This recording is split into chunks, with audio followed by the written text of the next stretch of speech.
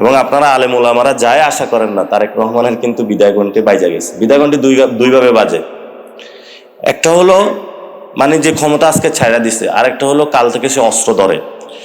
উনি ডিলেজিটিমাইজ হয়ে গিয়েছে। হাটাজারি কেন্দ্রিক নয়, ঢাকাতেও স্ট্রং জোন বানাইতে হবে। হাটাজারি তো ওইটা একটা বাংলাদেশের ব্যবসায়িক নগরী চট্টগ্রাম, এটা ঢাকাতে কিন্তু ওইভাবে এখন স্ট্রং হইতেছে না। আবার স্ট্রং যিনি হয়েছেন উনি আবার 11 দলীয় জোটে আছেন, আবার কেউ হলো মানে সব মিলে কেমন যেন হয়ে গেল আর। আশা করি যে ইঙ্গিতে আপনারা বুঝছেন, মানে পতন হবে। এখন তারেক রহমানের পরে কি জামাত আসবে, কে আসবে সেটা দেখার দরকার নাই, জালেম যখন হবে তাকে ফালাইয়া দিতে হবে। তো গতকালকে আমি হেফাজতকে যে কথাটা বলেছিলাম, হেফাজতের সম্মানিত মুরব্বীদেরকে, আপনারা একটু দায়িত্ব নেন না সবাইকে। ওই সময় আপনারা একটা দায়িত্ব নিয়েছিলেন, শাপলার চত্বরের সময় সবাই এক ছাতার নিচে চলে এসেছিল। আপনারা ওই জায়গায় দায়িত্ব নেন। এখন দেখি মসজিদের ইমাম নিয়েও ঝামেলা হচ্ছে বিভিন্ন জায়গায়। কওমির নিয়োগ হবে নাকি সুন্নির নিয়োগ হবে নাকি জামাতের নিয়োগ হবে, এটা নিয়ে বিশাল দেখি ধাক্কাধাক্কি চলতেছে। যাবে এটা কোথায়? এখন আপনারা একটা বসে হলে ভাগ করে নেন পুরা বাংলাদেশের সবগুলা মসজিদ, আর যদি না হয় তাহলে যেটা সত্য পথ ওইভাবে হলো নিজেদের এস্টাবলিশ করে নেন। আপনারা আলেম ওলামারা যায় আশা করেন না তারেক রহমানের কিন্তু বিদায় ঘন্টি বাইজা গেছে। বিদায় ঘন্টি দুইভাবে বাজে। একটা হলো মানে যে ক্ষমতা আজকে ছাইড়া দিছে, আরেকটা হলো কাল থেকে সে অস্ত্র ধরে। উনি ডিলেজিটিমাইজ হয়ে গিয়েছে। এখন যা করবে অস্ত্রের মুখে করবে, তো এটা এক ধরনের পতন। এটা যতটুকু হবে উনি তত এখন জনগণের সম্মুখে দাঁড়াবে।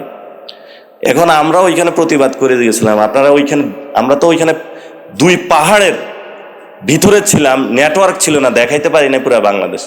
500 পুলিশ দিছে, তারপরে ট্রাক ফালায় রাখছে, ইয়ারপরে হলো কি যেন ট্রাক্টর ফালাইছে, তারপরে ছাত্র দলের পুলিশে জিজ্ঞেস করে এগুলা কে করছে, ডিবি এগুলা দিছে, তারপরে হলো দৌড়ে চলে যেতেছে। আমরা জিজ্ঞেস করলাম এগুলা কে দিছে, আমরা জানি না। পরে এসপিরে জিজ্ঞেস করলাম এই বুদ্ধি আপনি নতুন বুদ্ধি আবিষ্কার করতে পারলেন না, আগের বুদ্ধিরই নকল করছে। এই অবস্থা চলতেছে। ইনশাল্লাহ আপনারা আছেন, রাজপথে আছেন, ভবিষ্যতে আপনারা নেতৃত্ব দিবেন এবং আপনাদের জায়গা থেকে অনেক নেতৃত্ব উঠে আসতেছে পুরা বাংলাদেশে। আমরা আশা করব যে শুধু হাটাজারি কেন্দ্রিক নয়, ঢাকাতেও স্ট্রং জোন বানাইতে হবে। হাটাজারি তো ওইটা একটা বাংলাদেশের ব্যবসায়িক নগরী চট্টগ্রাম, এটা ঢাকাতে কিন্তু ওইভাবে এখন স্ট্রং হইতেছে না। আবার স্ট্রং যিনি হয়েছেন উনি আবার 11 দলীয় জোটে আছেন, আবার কেউ হলো মানে সব মিলে কেমন যেন হয়ে গেল আর। আশা করি যে ইঙ্গিতে আপনারা বুঝছেন, সবগুলো বিষয় ঠিক হবে, ভবিষ্যৎ বাংলাদেশ গঠন হবে এবং তারেক রহমানের পতন হবে। এখন তারেক রহমানের পরে কি জামাত আসবে, কে আসবে সেটা দেখার দরকার নাই, জালেম যখন হবে তাকে ফালাইয়া দিতে হবে। একটা কৃষকও নেতৃত্ব দিলে আরো ভালো নেতৃত্ব দিবে।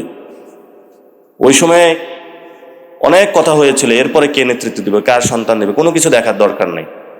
সে যখন আমার মুখে গুলি ধরেছে, সে গুলি ধরতে পারে না, তার পতন হইতে হবে। জামায়াত ইসলামী নেতৃত্ব দিবে নাকি হেফাজত ইসলাম নেতৃত্ব দিবে নাকি এনসিপি দিবে নাকি অন্য কোনো দল দিবে, সেটা এখন বসে সিদ্ধান্ত করেন আপনারা যে কে বাংলাদেশকে চালাইতে পারবে। সমস্যা নাই তো, আপনারা এখানে যারা আছেন আলেম ওলামা, আপনারাই বাংলাদেশ চালাইতে পারবেন। বিভিন্ন জায়গায় আপনারা নেতৃত্ব দিচ্ছেন, দেখতেছি তো। ওই যে যিনি ফরেন মিনিস্টার আফগানিস্তানের, উনি যখন দেওবন্দে গিয়েছিল, ওনার যে লেকচারটা দিয়েছিল, আমি লেকচারটা শুনেছিলাম, হৃদয়গ্রাহী একটা বক্তব্য দিয়েছিল। রাষ্ট্রের যে ডিপ যে থিঙ্কিং সবকিছু উনি নিয়ে এসেছিল।